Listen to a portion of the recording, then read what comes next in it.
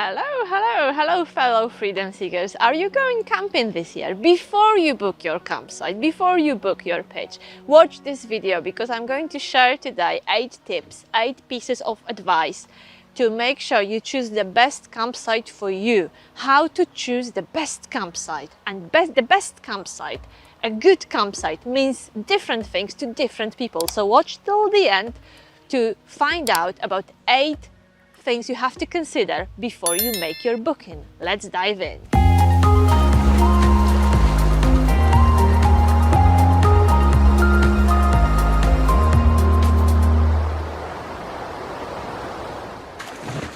If it's your first visit here, thank you very much for popping in and nice to meet you. My name is Kat and for the last 5 years I've been either working or staying on different campsites, and I've been to dozens of them in many different countries.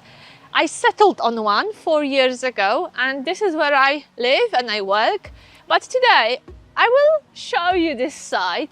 I will tell you why I like it, what's good about it, but I'm not selling this site. No, I'm not going to recommending it to everyone because there's no such thing as a campsite which fits all. This is a good site for me. This is where I enjoy to be, but it doesn't mean you would enjoy it.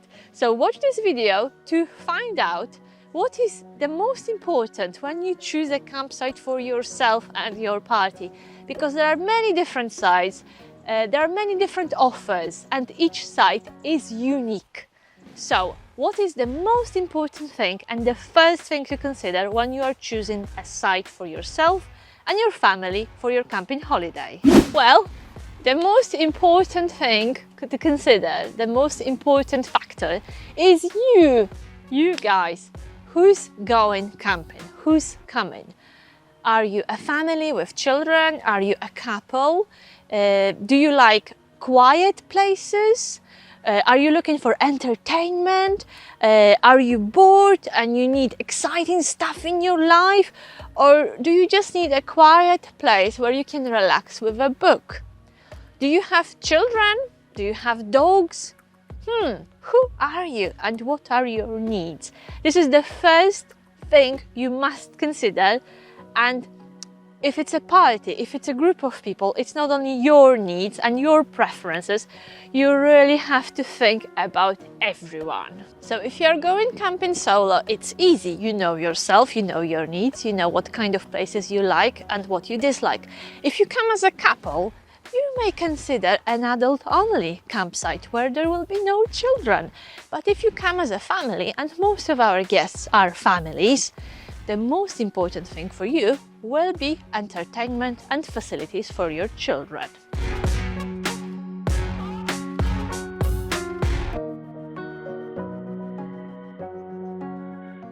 We are on a campsite and not in a holiday park, so the offer and facilities are quite modest, I would say. There are no pools here, no super duper entertainment for children, no clowns and so on. But there is a playground, which is one of the attractions for children. And the second attraction, especially in the summer, is the stream. So in the summer, children love to play in this play park and they dive in the stream. They build dams, they wade in water, and they're having a great time. Well, children who come here love it. But would it be enough for your children? Maybe your children are used to other types of entertainment. Maybe they want an organized workshop, or they want some play, organized play, or a challenge with an activity leader. Yeah, you will find activities like that in holiday parks, which have special groups of staff who look after children for all day, lead sport activities and so on. This is a simple campsite, so you have to organize entertainment for your children yourself, unless they like the play park, the stream, kicking the ball and playing with other kids. The great benefit of this playground and the play park is that it's literally outside the pub. So these benches belong to the pub and the kitchen, so you can order food and drink at Bent Peg, chill with your food and watch your children playing right next to you. Would that keep your children happy and you happy? Let me know in the comments. Check the website of the site before you make a booking. See what's there for children. You don't want bored children on your holiday. Think about activities for shiny, sunny days and rainy days. And if you are a solo traveler or a couple without children, you will probably not appreciate a playground full of cheerful but noisy children in the evenings. And in that case, look for adult-only site. There are different sites which offer different level of entertainment, and you know, some sites leave you to yourself and they just offer you grass and a place to pitch your tent. Some offer live music, a pub, entertainment for children, sport activities, even art activities. So it does reflect in prices. It is reflected in prices. Of course, the more the site gives you, the more it costs you. Yeah, so check before you book what's there, and will everyone be happy with the offer. So for younger children, definitely a playground. For older kids, something else. Of course, Wi-Fi. And don't forget about your four-legged family members. Is the site dog friendly? Do you have to pay for your dog? Do you have to pay per day, per stay? Is there a dog exercise field, the place where you can let dog off the lead? Do dogs have to be on a lead all the time? You have to check it before you make a booking, or you could be in trouble. Maybe you will bring a dog to a place which doesn't allow dog. That would be a disaster. You don't want it. So check before you book. All right, so that was point one. Who are you and what are your needs? Point two is, how do you like to spend your free time? How do you like to spend your holiday? What do you like to do when you're away? Are you an active type who loves walking, exploring, cycling, running, doing sport? Or do you prefer a bit more static relaxation with a drink in your hand, with a book, maybe a spot of fishing? We have many returning customers who come fishing, and especially Beltons are popular among fishing folks because they have their own private fishing peg reserved for the tent, right next to it. Yeah, a fishing lake may be a blessing or a curse, so if it's a weekend with lads, it will be perfect. But if you come with your missus, she may be very angry if you spend the whole day fishing and not paying any attention to her. But what I see a lot on this side is that the men spend time fishing and women sit on their lounges next to the lake with other women, and they sip wine and gossip and they are having a good time. Yeah, and everyone is happy. So the presence of the lake and the fishing could be great for you or not. So consider who you come with, and yeah, what's your party and what are the needs of everyone. Yeah, fishing may be a bit controversial, but we've had many groups of mostly males. However, sometimes we have fishing ladies who come here for fishing, and it's great to see, you know, a group of people staying in a bell tent, fishing, chilling, doing their thing. Is that something you would enjoy?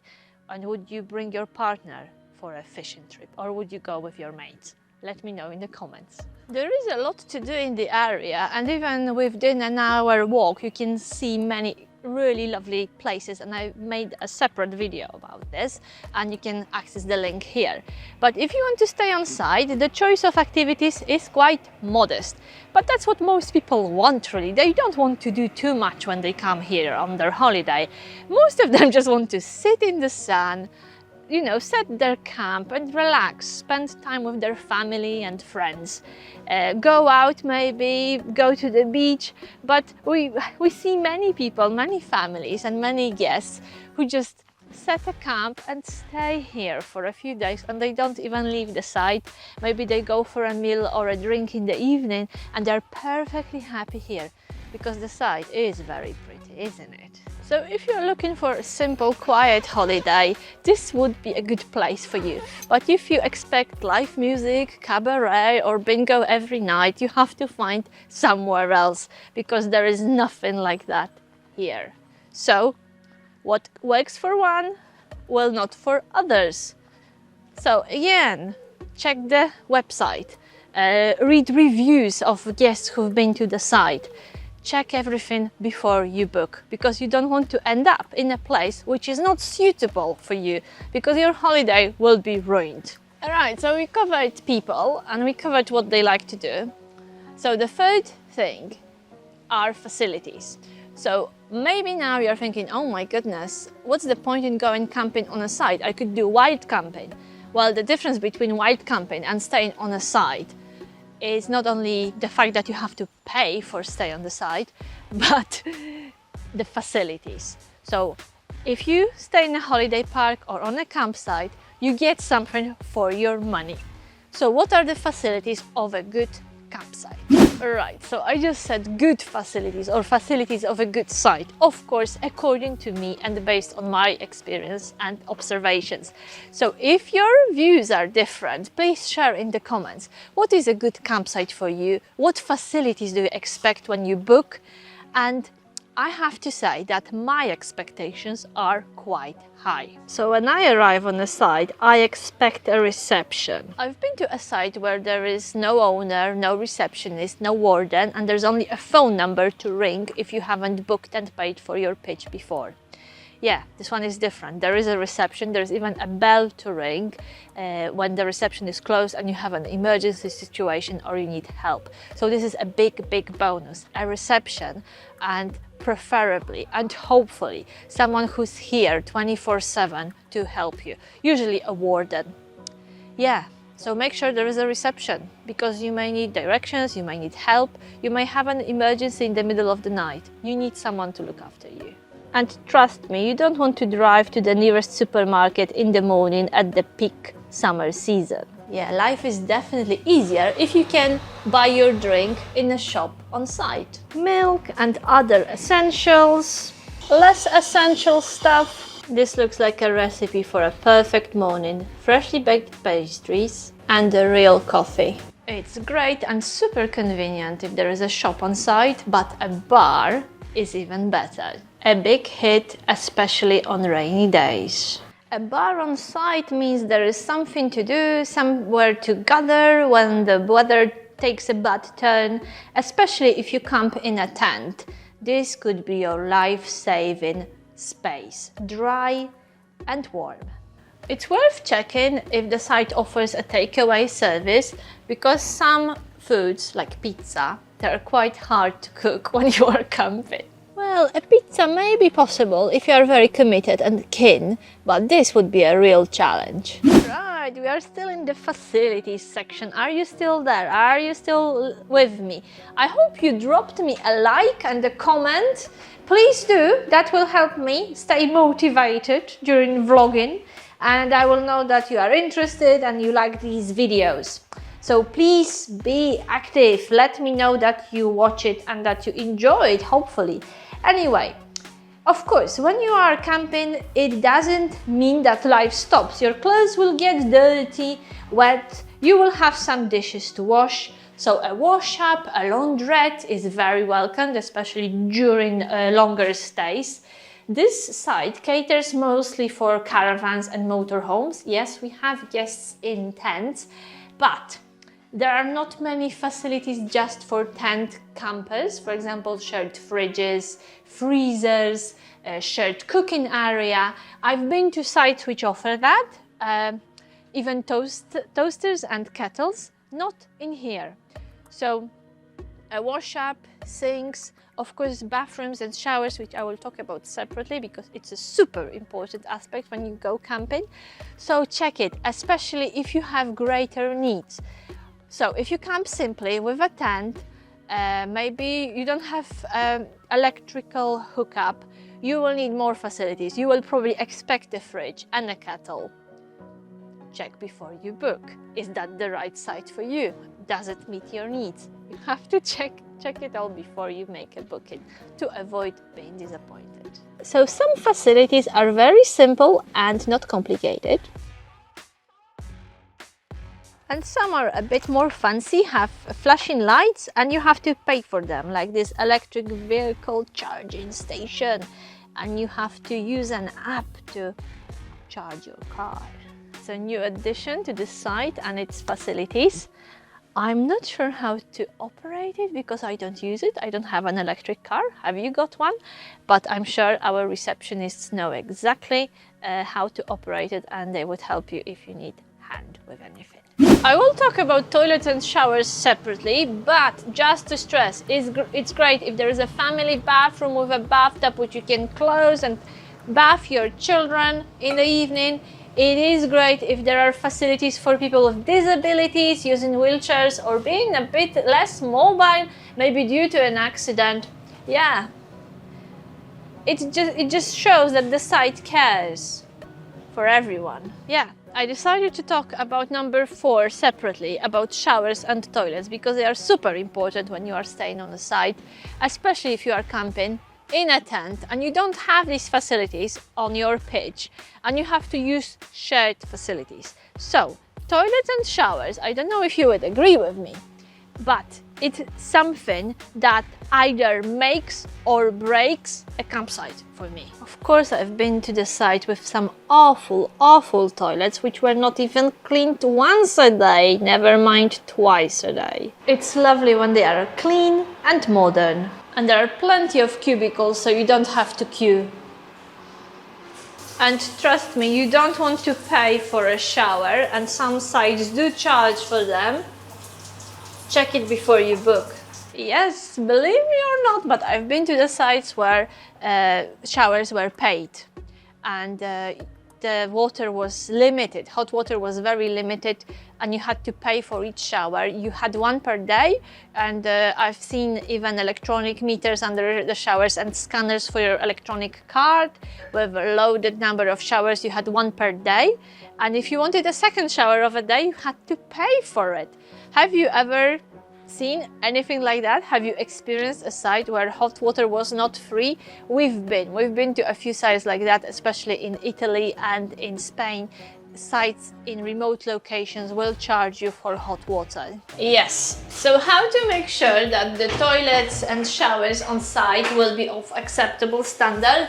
Of course, the first thing to do is to visit the site's website, check the gallery, check the photos of the bathrooms, check if they are clean, if they look clean, and if they are modern. However, I would use these adjectives in this order: clean first, modern in the second place, because even older toilets may still be lovely and perfectly usable if they are kept clean.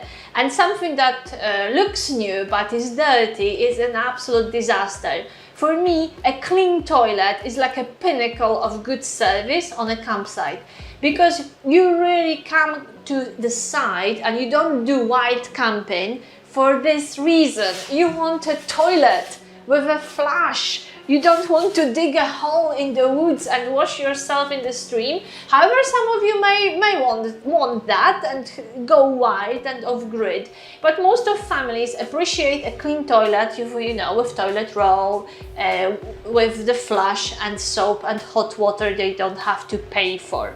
Do you do real wild camping? Would you be happy about showering yourself outside or washing yourself in the stream? Are you bothered if there is a toilet or not? I am, but I'm a woman, maybe even a lady. Let me know what you think. And do you stay on campsites or do you stay away from them? That would be an interesting point.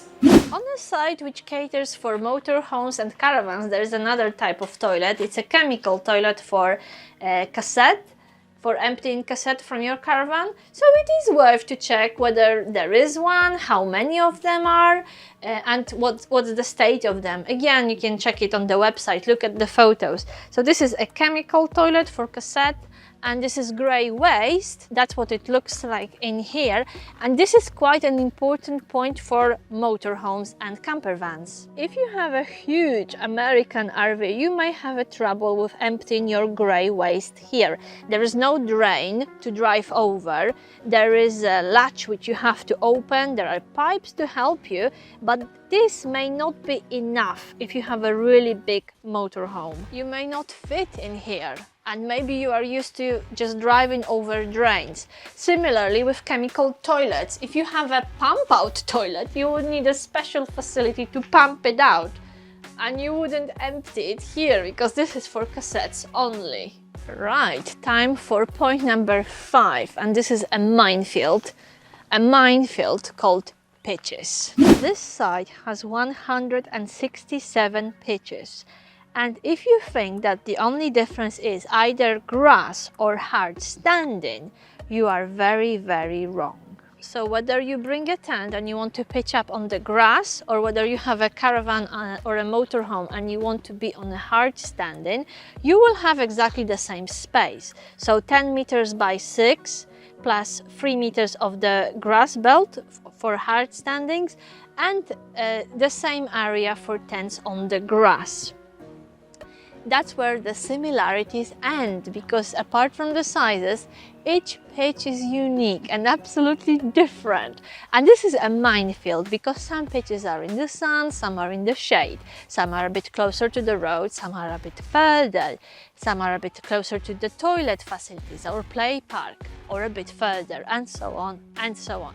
So my advice is, if you come to the site and you found your perfect pitch, you love the sun position, you love the tree, or the fact that there's no tree on the pitch or around you, book it for the next year. On the day of your departure, book exactly the same pitch for the next stay, because it's really, really hard to find a pitch which ticks all your boxes.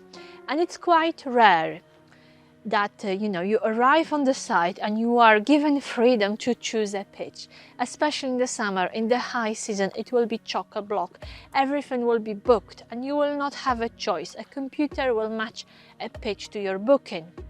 So if you have some specific needs, if you want to be in the sun or in the shade, talk to the receptionist before you make a booking. Call the site. Do not use only online booking systems, because there will be no human connection and you won't be able to get your answers as quickly as just, by grabbing a phone and talking to a person. Yeah, so pitches are tricky and it is amazing how different they are. But on this site, all of them have a full service. So what does it mean, a fully serviced pitch? A fully serviced pitch means that you have your tap with your drinking water, and you have your electric hookup, and you have your grey water drain on the pitch. This is just for you. This is your service point. And of course you pay a bit more for those pitches, but they are super, super convenient. So this is a fully serviced hard standing pitch, and look, we even added arrows for our guests so they know which bit of grass belongs to them. Please let me know if you would choose a hard standing pitch or grass. Some people don't like hard standing, but they are brilliant if it's raining, when it gets a bit muddy. It may be a bit messy on the grass. However, I know that people who come camping in tents, they never ever pitch up their tent on hard standing because it will damage their tent, and they prefer grass. So let me know which camp you are in, whether grass or a hard standing. And don't worry, if you choose a grass pitch on this site, you will still get full service. Right, are you ready for number 6? Number 6 may be quite upsetting. It will be about small print and hidden costs.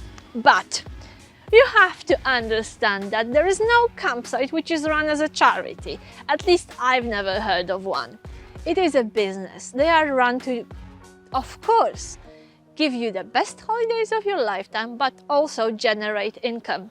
So the costs of running the site are enormous, and you would be surprised how much it all costs to keep it running, serviced, cleaned, updated, and so on. So of course the site has to make profit and generate income. For example, to pay staff like me, to pay for cleaning products, for updating and maintaining the site, and so on, raising standards. So of course there are extra charges. I might have to sit down for this one, and you may sit and get a drink as well, because when you book a pitch, there are quite a few traps, unless you are careful and you read the price list very, very carefully. The thing which you really have to watch out for, if you don't want to end up paying a lot of extra money for things, is the offer pitches from. If the site advertises their pitches for a very low rate, for example 10-15 pounds, and they write on their website pitches from £10 a night, £15 a night, be aware that there are more charges coming. So what's hidden under this from £15? A price from means that there will be a lot of extras. So usually a price from means a pitch only. Extras could be an extra person, an electric hookup, charge for a car, charge for a dog, charge for an extra child. The flat rate usually is for the pitch 2 adults and 2 children. So if you have more than 2 children, you have to pay for a child. Of course, it depends on their age. Some sites offer free stays for under 5, some charge for all children. You may be charged for guests visiting you on the site. If you come in a motorhome and you tow a car, be prepared to pay for an extra car, and so on, and so on, and so on. These charges, these extra prices may add up to your bill very, very quickly. And something that looked and seemed like a cheap site and a good offer, you know, by the end you add up all the extra costs for your party, the bill may be enormous. And maybe for the same money you could be in a much better place which offers which asks for a higher rate per night, but this rate includes everything. So read the price list very carefully and be careful if you want to erect a gazebo, bring an extra tent, bring an extra car, use a tarp under your tent. Most of sites charge extra for all these things. Yeah, so you get what you pay for. If you pay little or almost nothing, expect to either pay more to have a comfortable stay or to be on the site which is not very popular, which is maybe underinvested, underdeveloped, and generally poor. I'm really worried about you guys, and I'm sorry because I feel this will be a super long vlog, but I hope you will find it helpful. Point number 7 is the ambience and culture of the place. So I was wondering whether it's the place, the venue, the setting, or the people. Who or what creates the atmosphere of the place? And what decides, what's the deciding factor that some sites are just lovely and welcoming and you want to be back and you feel very happy when you stay there, and some are not. So of course the setting, nature, you know, spectacular landscapes, wonderful facilities, this is all important and it may add to your stay, add to the value of your stay, create amazing memories for you. But based on my experience and, you know, camping in different countries, staying on different sites in our motorhome, I think it is the people. It's the people who create the atmosphere, it's the people you meet on the site, other campers, but also staff who work on site, the owners of the site, you know, are they here? Do they look after their guests? Do they care what's happening here? Is the warden helpful? Is the receptionist smiley? Is the cleaner positive? Maybe even when she's really tired because she has a lot to do in the high season. Yeah, so my advice would be try to get to know people on site, build some connections with them, try to get to know them better, talk to them, try to, you know, build a rapport, because we find with Marek that when we come back to the site, we don't even say, oh, we go to this and this campsite. No, we go to John or Steve, we go to Eva, who runs a site somewhere in Poland. We go to a person who runs the site, who will be there waiting for us. And how can you find out what's the crowd like on the site and what's the attitude of people you will find there? Of course, from the reviews. Read the reviews of people who've been there before you. Right, are you still there? I had to come home for a cup of tea because we are on point 8 and this video, it's taken me quite a long time to produce for you, but I hope this time will be well spent for me, for you, that you will enjoy watching this and learning about my tips, and hopefully this vlog will save you from making some horrible mistakes and going and staying on a horrible site. I hope you will have a fantastic camping holiday and that this vlog will be useful. So if you are still there, let me know in the comments that you are still watching and you are still kicking. The final point from me in this vlog is reviews. Yes, do read reviews before you go. Whenever we go to a new place with Marek, we always read reviews and we are interested in both good and the bad. If the site has great reviews, fantastic, especially if there are a few hundred reviews. Bear in mind that 500 reviews are more measurable and more relevant than 3. So a site which has high rated, about maybe 10 or fewer reviews, it's not really that trustworthy if there are only a few reviews. But if there are a few hundred reviews or a few thousands, that's even better. So pay attention and read the negative reviews as well, because you may find some interesting information which may actually work for you, even in those negative reviews. So what do I mean by saying that? Well, people are different. And for example, I read a review of a site and someone was really unhappy that there was no live music, that the site was very quiet in the evening and that he couldn't let his dog off the lead. And for this person, this was a bad site. And for us, traveling with a reactive dog, it's a description of a perfect site. Also, negative reviews, reviews written by people who are unhappy about something, tell you a lot about the management of the site and how problems are dealt with. And something, as I said earlier, something that was a pleasant experience or a difficulty for one person may be the opposite for you. So read both, good and the bad reviews. I'm really interested in your opinions, whether you find it helpful or not. If you've watched this and you find it helpful and informative, please do subscribe to our channel, because you will help us reaching a wider audience and you will help us growing the channel and searching for more people interested in this topic, of camping and campsite life and so on. So we would love to connect with as many people as possible, make new friends, get to know you. So by subscribing, which is free, you help us a lot in growing our channel, and growing our community around the channel and the topic of campsite life and work. So thank you very much for attention today. Thank you for watching and bearing with me. Let me know what you think about this vlog, if it was useful, which tips were surprising for you, which ones were particularly helpful. Drop us a comment, and if you want to visit the site where this video was made and where I live and work, you will find the address, the website address of the site in the description of this video, and also an email address to contact us directly if you would like to use a 10% discount for our viewers and subscribers. Thank you guys so much and see you in the next video. Bye!